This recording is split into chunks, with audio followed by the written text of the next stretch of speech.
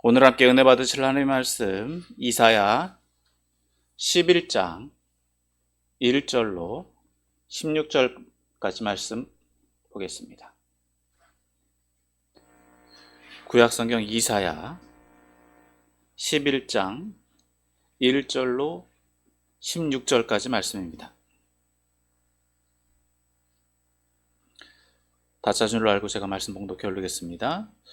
이새의 줄기에서 한 싹이 나며 그 뿌리에서 한 가지가 나서 결실할 것이요 그 위에 여호와의 영 곧 지혜와 총명의 영이요 모략과 재능의 영이요 지식과 여호와를 경외하는 영이 강림하시리니 그가 여호와를 경외함으로 즐거움을 삼을 것이며 그의 눈에 보이는 대로 심판하지 아니하며 그의 귀에 들리는 대로 판단하지 아니하며 공의로 가난한 자를 심판하며 정직으로 세상의 겸손한 자를 판단할 것이며 그의 입에 막대기로 세상을 치며 그의 입술의 기운으로 악인을 죽일 것이며 공의로 그의 허리띠를 삼으며 성실로 그의 몸의 띠를 삼으리라.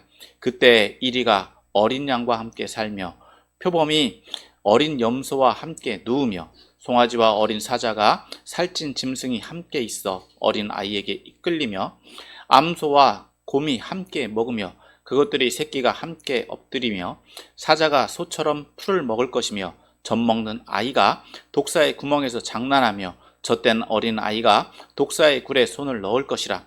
내 거룩한 산 모든 곳에서 해됨도 없고 상함도 없을 것이니 이는 물이 바다를 덮음같이 여호와를 아는 지식이 세상에 충만할 것임이니라. 그날에 이새의 뿌리에서 한 싹이 나서 만민의 기치로 설 것이요 열방이 그에게로 돌아오리니 그가 거한 곳이 영화로우리라. 그날에 주께서 다시 그의 손을 펴사 그의 남은 백성을 아수르와 애굽과 바드로스와 구스와 엘람과 시날과 하맛과 바다 섬들에서 돌아오게 하실 것이라. 여호와께서 열방을 향하여 기치를 세우시고 이스라엘에 쫓긴 자들을 모으시며 땅 사방에서 유다에 흩어진 자들을 모으시리니 에브라임의 질투는 없어지고 유다를 괴롭게 하던 자들은 끊어지며 에브라임은 유다를 질투하지 아니하며 유다는 에브라임을 괴롭게 하지 아니할 것이요 그들이 서쪽으로 블레셋 사람들의 어깨에 날아앉고 함께 동방 백성을 노략하며 에돔과 모압에 손을 대며 암몬 자손을 자기에게 복종시키리라. 여호와께서 애굽 해만을 말리시고 그의 손을 유브라데 하수 위에 흔들어 뜨거운 바람을 일으켜 그 하수를 쳐 7 갈래로 나누어 신을 신고 건너가게 하실 것이라. 그의 남아있는 백성 곧 아수르에서 남은 자들을 위하여 큰 길이 있게 하시되 이스라엘의 애굽 땅에서 나오던 날과 같게 하시리라. 아멘. 할렐루야. 오늘도 믿음으로 한 주간 승리하시고 거룩한 주일 예배 자리에 나오신 여러분을 환영하고 축복합니다. 오늘 지금 우리는 종교력으로 대림절 기간을 맞이하고 있습니다. 종교력으로는 둘째 주에 이제 들어가는데 저희가 빌립보서를 마무리하느라 이제 둘째 주에 저희가 말씀을 함께 나눕니다. 여기서 대림이라는 것은요, 예수님의 성탄, 예수님이 성육신 하신 것을 기대한 기간을 말합니다. 따라서 오늘 함께 저는 이 본문을 통해서 은혜를 나누기를 소망합니다. 오늘 함께 읽은 본문은 앞으로 메시아가 임하게 될 것이라는 이사야 선지자의 예언의 말씀이라고 할 수 있습니다. 따라서 오늘 본문은 메시아의 임재와 하나님 나라의 성취와 회복에 대해서 말씀하고 있습니다. 또 오늘 본문은 11장으로만 보는 것이 아니라 앞에 이제 10장과 또 12장까지 연결해서 봐야 되는데 오늘 이제 시간 관계상 11장만 보았고요. 이 핵심적인 본문을 또 우리가 살펴보아도 충분하다 싶어서 이 본문을 통해서 함께 은혜를 나누길 소망하고 또 앞에 10장을 전제로 해야 됩니다. 그것은 이제 우리가 이따가 설교할 때 적용 부분에서 좀 더 나누면서 살펴보도록 하겠습니다. 먼저 1절에서부터 5절은 메시아에 대한 예언입니다. 예수님 이제 메시아가 어떤 성격을 가지고 있는지에 대해서 오늘 본문은 말하고 있고 또 6절에서 9절은 그로 인한 하나님의 나라와 또 하나님께서 성취하신 그 나라가 어떠한 것인가에 대해서 말해주고 있고 또 10절에서 16절은 흩어진 이스라엘의 회복, 이제 하나님께서 회복시키실 것, 그 나라들을 어떻게 회복시키실 것인가에 대해서 오늘 본문은 말해주고 있습니다. 자, 먼저 1절에서부터 5절까지의 말씀을 봅니다. 먼저 1절에서 5절까지의 말씀을 봅니다. 자, 1절에서 5절은 메시아의 임재에 대해서 말씀하고 있습니다. 앞서 말씀드린 것 같이 오늘 본문은 10장을 전제로 합니다. 또 오늘 본문은 또 찬송시의 형태를 가지고 있는데, 이 시의 형태, 시문 형태를 가지고 있다라고 해서 우리가 시로 다 이해를 하는 건 어렵고요. 그런 형태를 가지고 있다라고 하는 정도로만 우리가 충분히 이해해도 될 것입니다. 이제 우리가 더 깊이 살펴볼 것은 본문의 의미입니다. 이 본문이 어떤 의미를 가지고 있는가에 대해서 좀 더 집중해서 살펴보기를 원하는데, 먼저 1절은 이새의 줄기라고 시작을 하고 있습니다. 여기서 이새는 우리가 잘 아는 바와 같이 다윗의 아버지를 말합니다.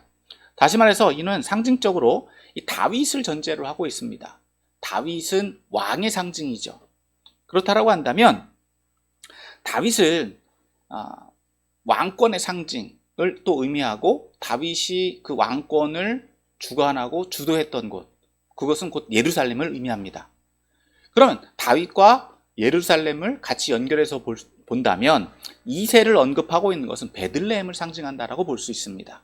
즉 베들레헴이라고 하는 것은 앞으로 이제 메시아가 어디에서 태어나실까라고 하는 것을 충분히 연상할 수 있고 유추해 볼 수 있다라고 하는 것을 의미하고, 또 이미 이 이새를 언급하고 있는 것은 다윗을 전제로 한다면 다윗이 왕이 되기 전 어디에서 시작했는가? 왕으로 존중받지만 다윗은 원래 베들레헴이 있었고 이새의 아들이었다라고 하는 것을 상기시킨다는 것입니다. 그렇기 때문에 그 왕을 누가 만들으셨느냐, 왕을 택하신 분이 누구이신가, 또 그 왕권을 누가 행사를 하도록 하셨는가라고 하는 것을 충분히 유추해 봐야 된다는 것을 전제한다는 것입니다. 또 오늘 본문에서 이새의 줄기라고 말하고 있는데, 이 줄기는 우리가 나무를 상징할 때는 구루턱이라고 얘기를 하잖아요. 그러면 이 줄기는 얇은 가지보다 작은 것을 의미해요. 나무에 소속되어 있지만, 그러면 줄기라는 의미로만 본다면 여기서 왕조를 의미하는 것으로도 볼 수 있는데, 오늘 본문에서 나오는 이 줄기는요, 앞에 10장을 전제로 한다면 잘리워졌습니다. 가느다랍니다. 그래서 그 왕조가 연약해져 있고 또 그 왕조가 무너져 간다라고 하는 것을 상징한다라고 볼 수 있는 것이죠. 이것은 좀 더 이제 신학적으로나 좀 역사적으로 본다면, 당시 왕이었던 아하스가 당시 왕이었는데, 이 아하스를 상징해서 본다면 그 시대가 얼마나 불안했는가라는 거예요. 당시 아하스 시대에 아수르라고 하는 북쪽 지역에서 큰 외부의 세력이 이 남유다와 북이스라엘을 멸망시키려고 다가오고 있었습니다. 그래서 이미 북이스라엘은 멸망당했고, 그러한 상황 가운데 남유다 또한 큰 위협의 상황에 있었다는 것입니다. 그렇기 때문에 남유다는요, 굉장히 풍전등화와 같은 상황에 있었다는 거예요. 왕권은 축소되어 있고요, 그리고 외부의 침략으로 인해서 금방이라도 나라가 멸망할 위기에 있었다는 것이죠. 더 나아가서 그럼에도 불구하고 이러한 줄기에서 한 싹이 난다, 한 싹이 날 것이다라고 지금 이사야는 예언하고 있는 것입니다. 여기서 싹은 새로운 시작을 의미할 수도 있고요, 또 여기서 보면은 오늘 본문에서 보면 그 싹은 뒤에 본문에서는 가지처럼, 즉 뿌리에서 한 가지가 나서 결실할 것이다 라고 말합니다. 이것은 새로운 시작을 의미하기도 하고, 이전 왕조, 즉 줄기가 그 줄기에서 뭔가 나온다라고 하는 거니까 이전 왕조를 기초해서 새로운 희망과 또는 새로운 시작을 알리는 인물이 나올 것이다는 것을 말하고 있다는 것입니다. 자, 그럼 그 인물이 어떠한 성격을 가지고 있느냐, 그것에 대해서 이제 2절부터 5절까지 말씀해 주고 있는 것이죠. 자, 그의 위에 여호와의 영이 임한다는 겁니다. 자, 여기서 여호와의 영은 곧 무엇을 말하느냐? 지혜와 총명, 그리고 모략과 재능, 또 지식과 여호와를 경외하는 영이다라고 말하고 있어요. 즉 이렇게 두 가지씩 맞춰 쌍을 이루면서 세 가지로 나눠서 얘기를 하고 있는데, 이것은 왕에게, 당시 왕에게 요구되어지는 자질이자 성품이고 그 왕에게서 확인되어져야 되는 것입니다. 왕이다라고 한다면 이러한 성품이 있어야 되고 이러한 자질들이 있어야 된다라는 거예요. 그것이 확인될 때, 아, 이 사람은 정말 하나님께서 세우신 왕이구나, 또 이 사람은 왕의 자질이 있다라고 인정할 수 있다는 겁니다. 자, 그렇다라고 한다면 오늘 2절에서는 이 세 가지 성품과 특성을 이 싹이 가지고 있다는 것이죠. 그리고 더불어서 보면 이 왕에게 마지막에서 확인되는 것이 뭐냐? 여호와를 경외하는 영, 여호와를 경외하는 영이 강림한다라고 말씀하고 있는데, 자, 이제 3절과 또 연결해서 보면 3절, 그가 여호와를 경외함으로 즐거움을 삼을 것이다. 자, 2절 후반부에서 말하고 있는 여호와를 경외하는 영은 앞에 무엇과 연결되어 있습니까? 지식과 연결되어 있죠. 여기서 이 지식과 뒤에 있는 여호와를 경외하는 영은 말 그대로 하나님을 경외하는 것, 즉 복종을 의미해요.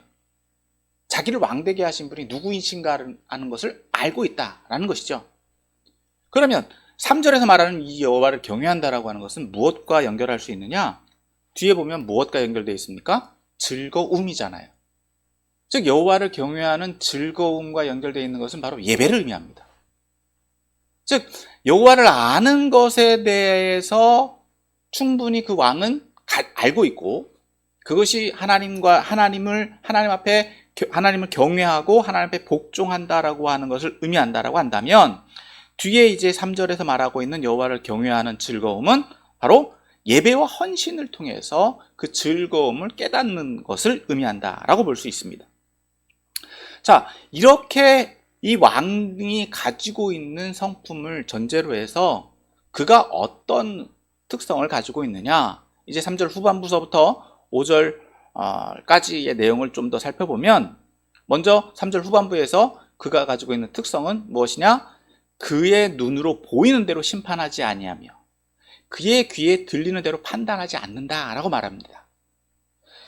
즉 다시 말해서 이 특징은 정의롭게 또 바르게 판단할 수 있는 판단력을 가지고 있다는 거예요. 여기서 말하는 것을 특성을 보면 어떻습니까? 그의 눈에 보이는 대로라고 하는 것은 자기가 주관적으로 자기 눈에 본 것만 이해한다는 거잖아요. 또 귀로 듣는 것, 자기에게 들린 것만 판단한다는 거잖아요.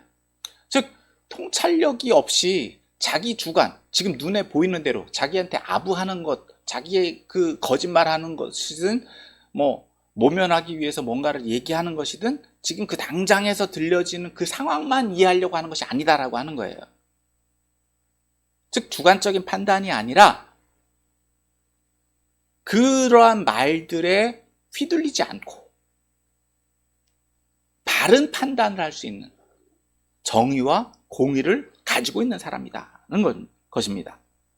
즉 자의적인 판단과 주관적인 결정을 하지 않는 것, 그런 사람을 말한다. 자, 더 나아가서 이제 4절에서 5절에서 나오고 있는 이 왕의 성품을 또 살펴봅니다. 이 4절 5절을 같이 한번 읽어보겠습니다. 같이 읽습니다. 시작. 공의로 가난한 자를 심판하며 정직으로 세상의 겸손한 자를 판단할 것이며 그의 입의 막대기로 세상을 치며 그의 입술의 기운으로 악인을 죽일 것이며 공의로 그의 허리띠를 삼으며 성실로 그의 몸에 띠를 삼으리라. 자, 4절 5절 전반부에 어떤 성품을 말하고 있느냐? 공의를 말하고 있습니다. 즉 공의의 성품을 가지고 있다는 거예요. 그래서 그 공의의 성품을 가지고 있어서 가난한 자를 심판한대요. 즉 가난하다라고 해서 정직하냐? 그렇지 않습니다. 가난한 자도 거짓말 많이 하고요. 빈부를 떠나서 그는 공정하게 판단한다. 더 나아가서 그 자신이 정직하기 때문에 정직으로 세상의 겸손한 자를 판단한다. 더 나아가서 그의 입에 막대기로 세상을 친다. 그가 하는 말이요, 하나도 허투루 하는 말이 없다는 거예요. 그래서 그의 막대기로 세상을 친다. 즉 분별한다는 거죠. 바른 말을 바르게 분별한다는 거예요. 함부로 말하지 않는다는 거예요. 그가 내뱉은 말에 대해서는 분명히 자신이 책임진다는 거예요. 그리고 그의 입술의 기운으로 악인을 죽인다. 부정한 말, 즉 의인과 악인을 구분할 수 있고, 또 어떻다고요? 악인을 살아남지 못하게 하는 거예요.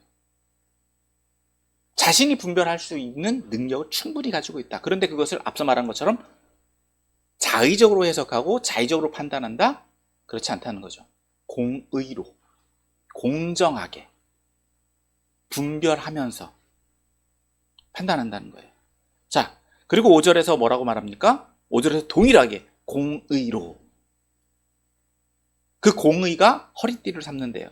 그러니까 허리띠를 삼는다라고 하는 것은 그가 그 공의로 꽉 차 있다는 거예요. 힘이 된다는 거예요. 힘. 허리띠를 삼는다는 것은 힘이, 그 근원이 힘이고요. 예. 공의가 힘이 되어지고, 또 그 성품은 어떻다고요? 성실입니다. 성실. 성실로 그의 몸에 띠를 삼는다. 공의와 성실은 그러니까 여기서 보면 같은 의미로 사용되는 것을 볼 수 있죠. 자, 그럼 이 왕이 가지고 있는 성품은 무엇이냐?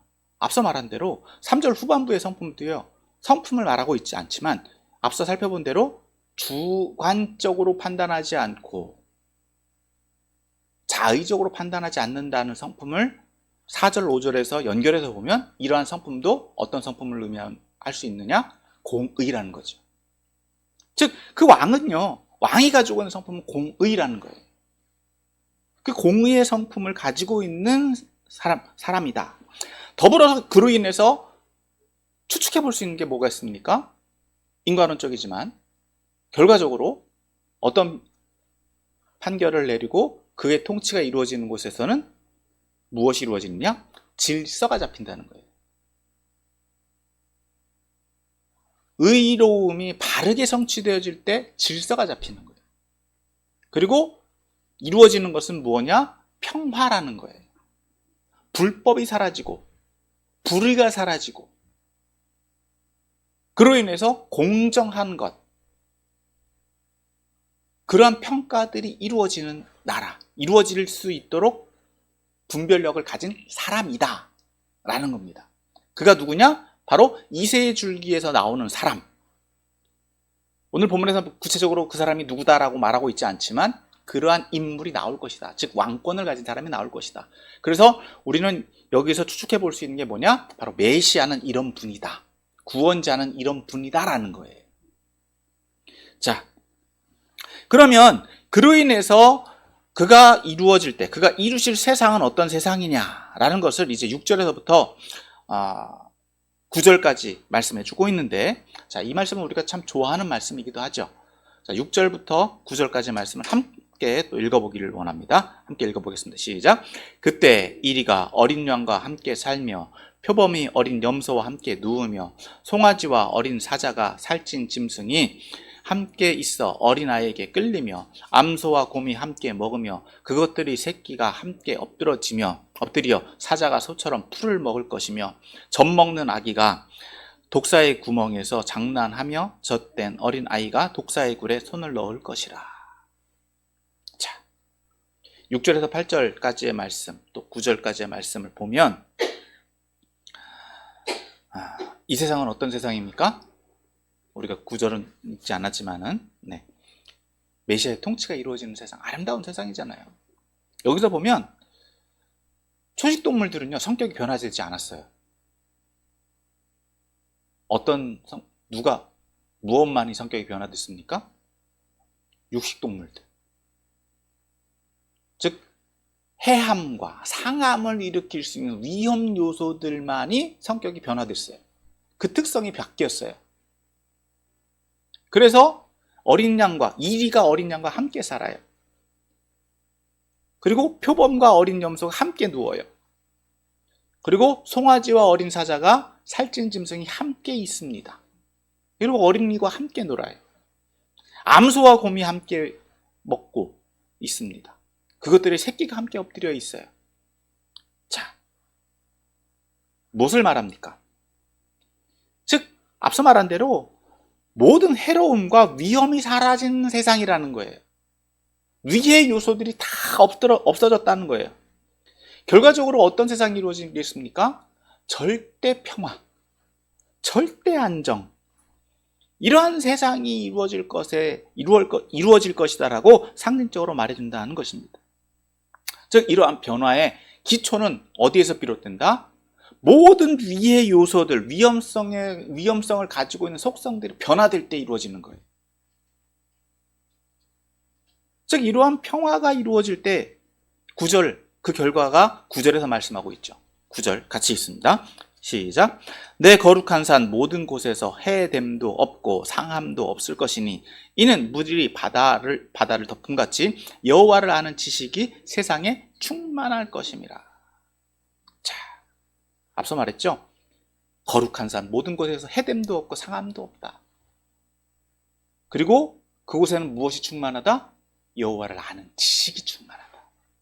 즉, 하나님이 어떤 분이신가, 하나님이 이루실 세상이 어떠한 것인가, 즉 하나님의 성품을 가진 사람들이 충만하게 될 때에, 즉 하나님만을 바라는 세상이 이루어진다는 거예요. 그런 세상을 또 추구해야 된다는 겁니다. 즉, 다시 말해서 이것은 여호와를 아는 지식은 관계적인 의미로도 볼 수 있어요.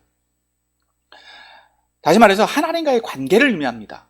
여러분, 모르는 대상을 알 수 있습니까? 여기서 안다라고 하는 거는요, 굉장히 중요한 의미를 가지고 있습니다. 멀리 있건 모르고 있건, 상대적으로 보면은요, 그 관계가 형성되어져 있는 것을 의미해요. 그래서 서로 밀접한 관계를 가지고 서로 소통함을 통해서 서로가 상대방의 어떤 가지고 있는 의지, 또 그 속성을 소유한다라고 하는 것을 의미합니다. 그러니까 하나님은 이미 우리를 알고 계시는 것을 전제하지만 여기서 또 우리가 볼 수 있는 것은 뭐겠습니까? 위험 요소들이 어떻게 됐어요? 바뀌었죠. 그러니까 위험 요소가 있는 우리들이 어떻게 돼야 된다? 사람들이 하나님의 속성을 덧입어야 된다는 거예요. 즉, 안다라고 하는 건, 하나님을 아는 지식으로 충만하게 된다라고 하는 것은 그 요소들을 덧입어질 때 그 속성이 바뀌어진다는 겁니다. 그 속성이 바뀌어져야지 무엇이 온다? 평화가 온다는 거예요. 그럴 때 그것이 어떤 관계를 통해서 이루어지느냐? 하나님과의 교제를 통해서, 즉 하나님과의 예배를 통해서, 하나님의 뜻을 수용하는 것을 통해서, 그리고 또한 그러한 삶을 살아가는 것을 의미한다는 거예요. 그리고 그것이 충분한 기쁨이 되어지고 충분한 은혜가 되어진다라는 것을 오늘 본문은 말해주고 있다는 겁니다. 자, 계속해서 10절에서부터 16절까지 말씀을 또 봅니다. 먼저 10절 말씀을 보겠습니다. 10절 같이 읽습니다. 시작. 그날에 이새의 뿌리에서 한 싹이 나서 만민의 기치로 설 것이요 열방이 그에게로 돌아오리니 그가 거한 곳이 영화로우리라. 자, 이 말씀을 보면 1절하고 거의 똑같죠. 1절하고 거의 똑같아요. 이새의 뿌리에서 한 싹이 난다. 그런데 그 싹은 무엇 역할을 할 것이냐? 만민의 기치가 된다. 여기서 기치라는 의미는요, 깃발이에요. 깃발. 혹은 어떤 부표, 목표점. 그러니까 여기서 이 말씀을 조금 더 문자적으로 본다면 모든 사람들이 볼 수 있는 목표점이 되어서 어떻게 된다? 열방이 그에게로 돌아온다는 걸 얘기해요. 이 말씀을 좀 더 이해하려면 이 10절은요, 뒤에 있는 11절 전체를 다 설명하는 것으로 볼 수 있고, 또 앞에 있는 1절에서 9절을 또 총괄하는 것으로 볼 수 있어요. 그리고 중간에서 굉장히 좀 닷과 같은 역할을 합니다. 그러니까 지금 이 말이 뭐냐? 앞에서는 회복되어질 나라, 그 나라가 어떻게 회복되어질 것이다 라고 하는 것, 그것을 상징적으로 얘기했다면 뒤에는 그 회복되어지는 과정을 설명한다는 거예요. 지금 앞에서 말하는 것을 전제로 보면 어떻게 되어져 있느냐? 즉 이스라엘 백성들은 지금 멸망했다는 거예요. 11절 말씀을 봅니다. 자, 11절 같이 읽습니다. 시작. 그날에 주께서 다시 그의 손을 펴사 그의 남은 백성을 아수르와 애굽과 바드로스와 구스와 엘람과 시날과 하맛과 바다 섬들에서 돌아오게 하실 것이라. 자, 돌아오게 하실 것이다라고 하는 것은 어떻게 됐다는 겁니까? 이미 흩어졌다는 거예요. 그런데 실상 아직은 이 본문이 선포되어지는 이 상황 속에서는요, 아직 이스라엘 백성들, 북이스라엘은 흩어졌어요. 근데 남유다는 아직 멸망 안 당했습니다. 그러니까 전제가 무엇이냐? 남유다도 멸망당할 것이라는 거예요. 하지만 하나님께서 그 백성들을 돌아오게 하실 것이다. 즉 아수르의 포로로 끌려가고 열국에 흩어졌던 백성들이 복귀될 것이라는 거예요. 그러면 그때 어떤 일이 일어나느냐? 12절. 여호와께서 열방을 향하여 기치를 세우시고 이스라엘의 쫓긴 자를 모으시며 땅 사방에서 유다의 흩어진 자들을 모으신다. 동일한 말씀이죠. 북이스라엘이 흩어졌고 남유다도 멸망당했지만 그 백성들을 다시 모으실 것이다. 자, 그리고 이제 13절, 16절에서는요. 이제 회복의 결과가 어떻게 될 것이냐에 대해서 말해주고 있습니다. 자, 13절에서는 회복되어진 지파들, 회복되어진 백성들이 어떻게 될 것이냐? 화합할 것이다. 서로 간에 질투하고 시기하고 다투었던 이들이 서로 화합할 것이다 라고 말하고 있고, 또 14절에서는 외부로부터 이제 독립을 하고 자주적으로 자신들을 지킬 수 있는 자주권을 가질 뿐만 아니라 외부의 위협을 오히려 저지하고 또 방어하고 그들을 압도할 수 있는 강력한 힘을 가지게 될 것이다 라고 하는 것을 말하고 있으며, 또 15절, 16절에서는 그들이 이제 거하게 될 땅, 즉 이스라엘의 회복되어질 영토가 어디까지이며 또 그 상황이 어떻게 될 것인가에 대해서 말해주고 있습니다. 자, 이것이 오늘 본문의 내용이고요. 이것을 전제로 오늘 저와 여러분들에게 적용해 보기를 원하는데, 여러분 앞서 말씀드린 것처럼 지금 기간은 어떤 기간이라고요? 대림절 기간입니다. 즉 2000년 전에 이 땅 가운데 오셔서 우리를 죄와 허물 가운데서 죽을 수밖에 없는 우리들을 구원하신 그 예수님을 다시금 기다리는 거예요. 즉 오늘 본문은 구약에서 예언되어져 있는 이 말씀, 즉 아직 오시기 전에 그 예수님이 어떤 분이실 것이냐, 즉 메시아를 기대하는 마음으로 이 말씀을 보았다라고 한다면, 오늘 우리가 이 본문을 볼 때는요, 이미 오신 그 예수님이 성취하신 그 나라가 또 오늘 우리에게 어떻게 적용되어지고 다시 오실 그 주님을 어떤 마음으로 기대해야 되느냐는 것입니다. 이미 오신 예수님, 이 말씀은 예수님이 오심으로 인해서 성취되었어요. 하나님께서 예수님을 통해서 이루실 나라예요. 그런데 보면 이루어진 것도 있고 아직 안 이루어진 것도 있어요. 그러면 이루어진 것은 무엇이고 이루실 것이 무엇이냐라는 겁니다. 자, 먼저 첫 번째 오늘 본문에서 이 메시아를 기대하고 메시아를 기대할 수밖에 없는 전제가 무엇이냐는 겁니다. 오늘 본문의 상황을 앞서 잠깐 말씀드렸죠. 오늘 본문이 처한 상황은 북이스라엘이 멸망당했고 남유다는 멸망을 앞두고 있습니다. 아수르라고 하는 거대한 침략 세력이 남유다를 위협하고 있는 상황이에요. 그러면 그 상황 속에서 남유다는 어떻게 하고 있느냐는 겁니다. 자, 이 본문은요, 사실 우리가 이 내용만을 보기 때문에 전체적인 상황을 알 수가 없어요. 사실 이 본문은 열왕기 하 16장에 그 상황이 잘 묘사되어 있습니다.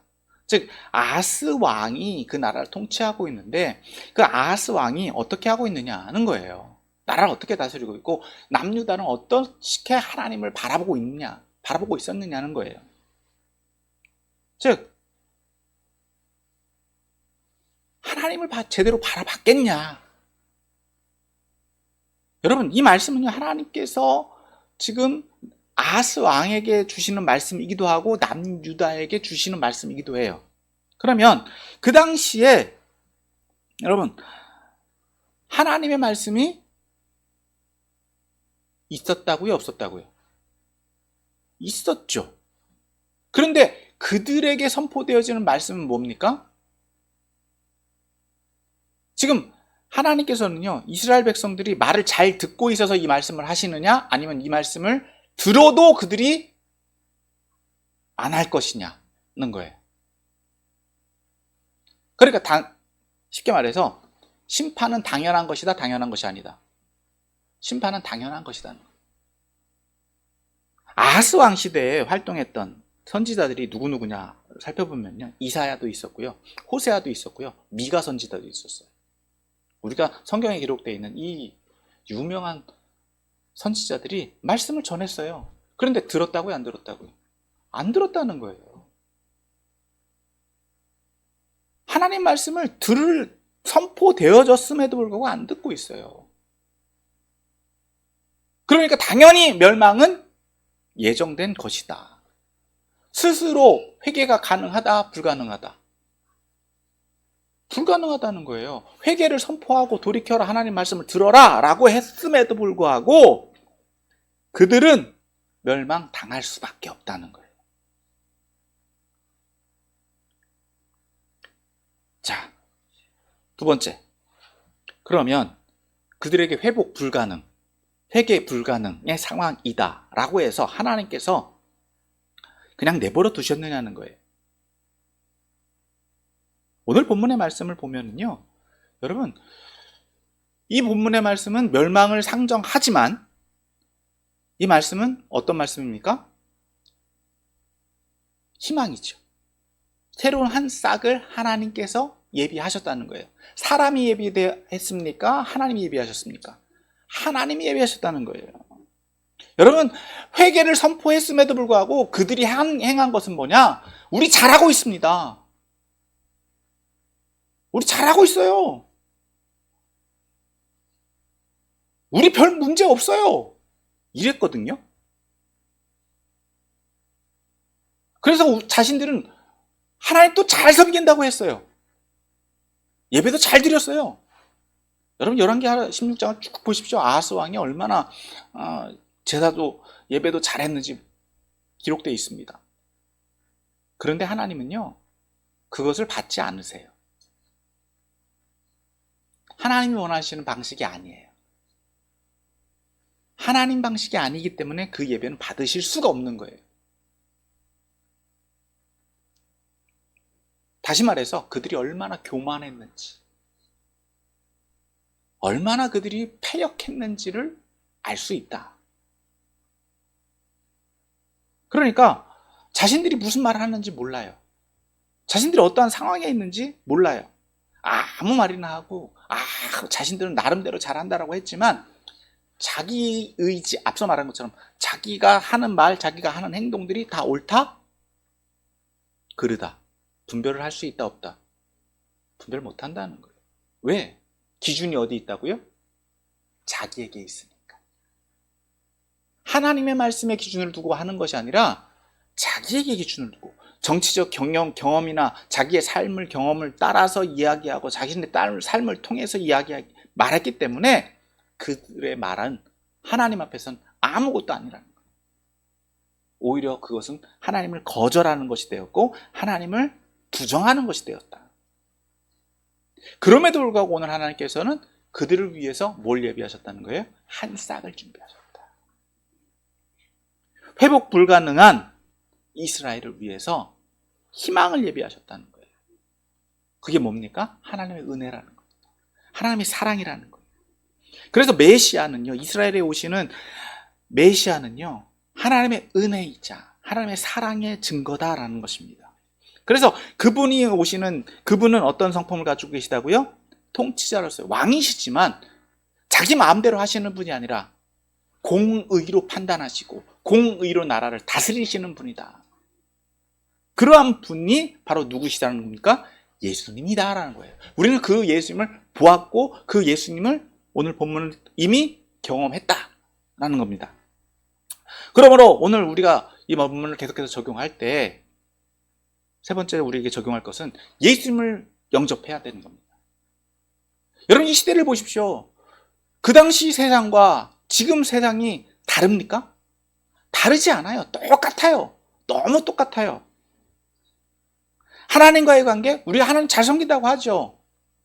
교회들 얼마나 많이 있습니까? 여러분, 이 시대의 목사님들, 훌륭한 목사님들 너무너무 많아요.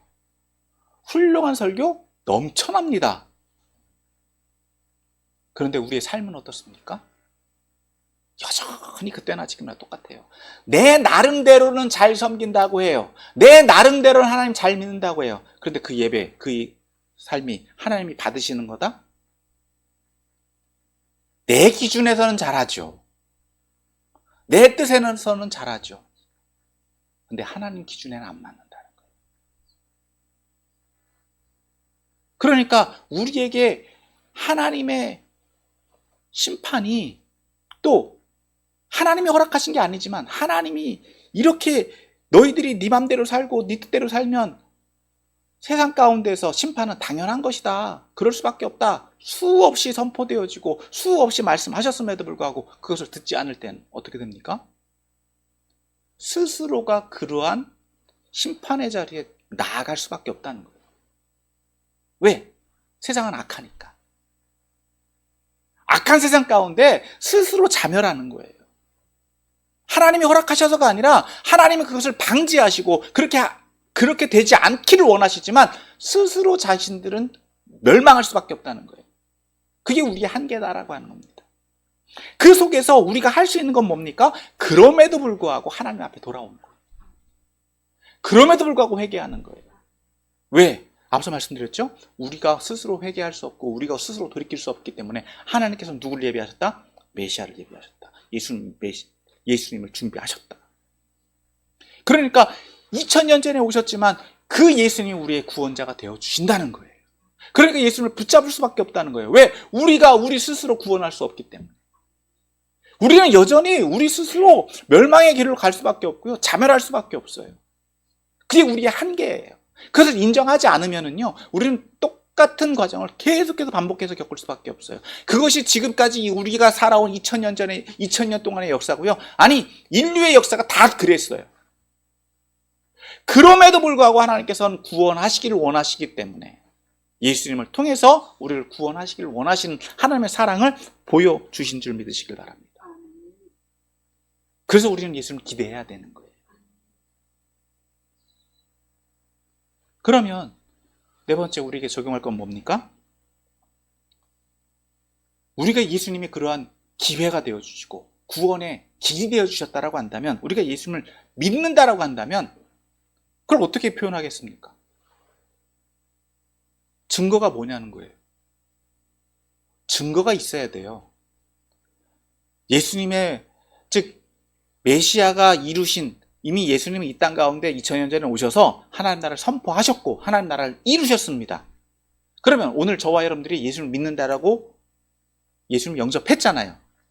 믿는다라고 했잖아요. 그럼 그 증거가 나와야 돼요. 그 증거가 없으면, 말과 행동, 말과 삶이 없으면 그거는 거짓말이에요. 말로는 믿는다라고 하지만 삶이 그렇지 않다? 어떻다고요? 앞서 말씀드렸죠. 열매가 없으면, 여러분, 식물이 뿌리를 내렸습니다. 식물이 나는 좋은 나무다 라고 해서 뿌리를 내렸어요. 그러면 그 좋은 나무는 어떤 열매를 맺어야 됩니까? 좋은 열매를 맺어야지 자기를 증명하잖아요. 이처럼 우리가 예수를 믿는다라고 한다면 우리의 삶에서 그 열매가 나타나야 돼요. 그게 자기 증명이에요. 즉 하나님 백성이다라고 한다면 하나님 백성으로서의 열매가 나오는 것이 당연하다. 그러니까 우리의 삶을 통해서 내가 어떤 열매를 맺고 있는지 돌이켜보면 내가 누구 백성인지를 분별을 할 수 있다는 거예요. 오늘 본문에서 분명히 말씀하고 있습니다. 메시아를 통해서 이루어지는 하나님 나라는 어떤 나라? 모든 해악이 사라진 나라예요. 위험 요소가 사라진 나라예요. 앞서 말씀드렸죠? 이리가 어린 양과 놀고 표범이 어린 염소와 놀고 어린 사자가 송아지와 놀고 암소와 곰이 놀아요. 또 사자가 소처럼 풀을 먹고 젖먹는 아기가 독사굴에서 장난을 쳐요. 위험 요소가 사라졌어요. 즉 위험을 가지고 있는 우리들 안에 있는 모든 해악의 요소들이 사라져야지 된다라고 하는 거예요. 사라질 때 무엇이 이루어집니까? 하나님 나라가 이루어지는 거예요. 하나님 나라가 성취되었다라고 하는 것을 우리 스스로 증명할 수 있는 거예요. 이미 우리는 그렇게 살겠다라고 또 맹세도 했어요. 뭘 통해서? 세례를 통해서, 침례를 통해서. 나는 그렇게 살겠습니다. 나는 예수님 닮겠습니다. 나는 하나님 나라의 백성입니다. 그렇게 다짐도 하고 결단도 하고 우리는 매 예배를 통해서 그렇게 선포하고 있어요. 자, 그럼 우리들 안에는 여전히 죄성이 남아 있고요, 악독이 남아 있어요. 그렇지만 어떻게 해야 됩니까? 그것을 분별할 수 있어야죠. 왜? 우리가 하나님 백성이다라고 한다면, 우리가 하나님 뜻대로 산다라고 다짐을 했다라고 한다면 우리는 그것을 분별할 수 있다는 거예요. 내 안에 죄성을 보았고 내 안에 악독을 보았기 때문에 이전에는 그것을 분별하지 못하고 그것을 깨닫지 못했다라고 한다면, 우리의 구원자이신 예수님의 성품을 보고 예수님이 어떤 분인지 알게 되었다라고 한다면 우리는 우리의 모습을 분별할 수 있어요. 그래야 돼요. 여러분, 예수님을 만난 사람들은 동일하게 자신들이 죄인인 것을 깨달았습니다. 그래서 자신들이 죽을 수밖에 없다라고 하는 것, 구원받을 수 없다라고 하는 것을 깨달았어요. 그래서 예수님을 통해서 예수님을 의지해야만 살 수 있다라고 하는 걸 알아요. 다시 말해서 오늘 저와 여러분도 동일하다는 겁니다. 예수님을 만났다라고 한다면 우리 안에 여전히 죄성이 있고 우리 안에 여전히 악함이 있다 하더라도 어떻게 해야 됩니까? 빼내야 되는 거예요. 그것을 거절해야 되는 거예요. 그것을 거부해야 되는 거예요.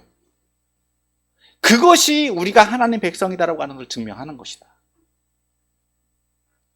그래서 불의와 악의와는 타협할 수가 없어요. 위험 요소에서 벗어날 수밖에 없다는 거예요.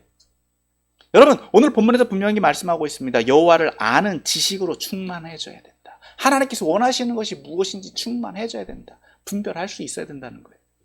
그런 나라를 이루어 가야 된다는 겁니다. 여전히 우리가 그것을 깨닫지 못한다? 하나님을 아는 지식이 없다? 그렇다라고 한다면요, 우리는 우리 스스로의 믿음을 돌이켜봐야 돼요.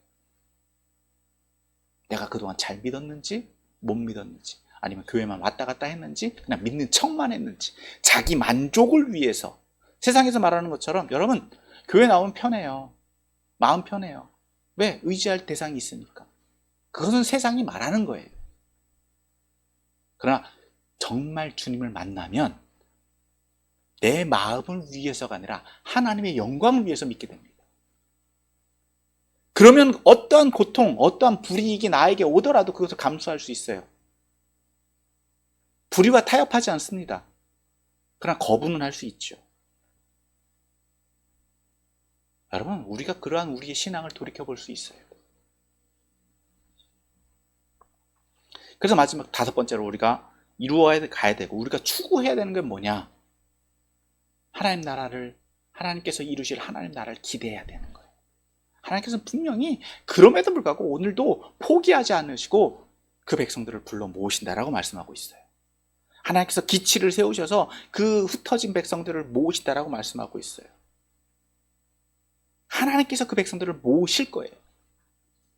그 백성들은 그 중심으로 모여져야 돼요. 그래서 그들이 실패를 회개하고 돌이킬 때 다시금 회복되어지는 거예요. 그래서 그들이 오늘 16절에서 말하고 있는 것처럼 어떻게 된다고요? 서로 화합하고 서로 이해하고 서로 또 하나님께서 그 나라들을 영토를 확장시키실 것이다.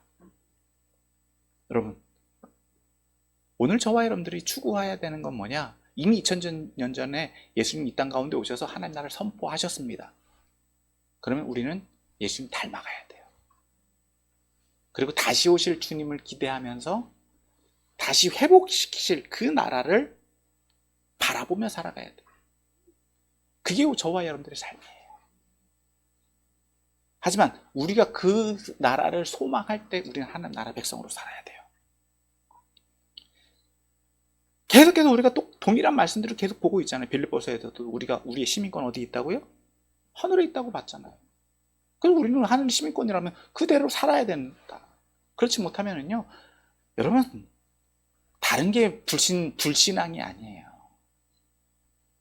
다른 게 하나님 거부하는 게 그게 불신앙이 아니에요.